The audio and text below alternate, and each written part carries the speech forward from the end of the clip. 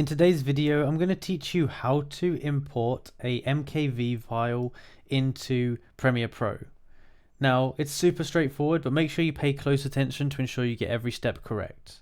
Now, as most of you will know, if you've tried to import an MKV file into Premiere Pro before, you'll get an error which basically says that the MKV file format is not actually supported.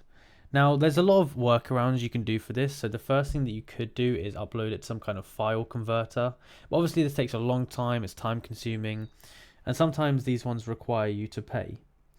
So what you need to do instead, and this is a simple fix, find the file that you want to turn from an MKV file into, well, you want one that you want to import into here. So I have my file here.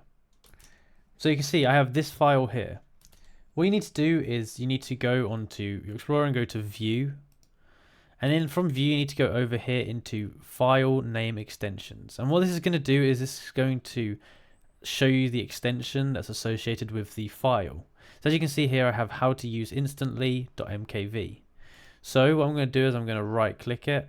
I'm going to go down to Rename. And I'm just going to change this to AVI. So it's now .avi. I'm going to put yes, and now I should be able to just drag it into Premiere Pro and it should work like a normal file.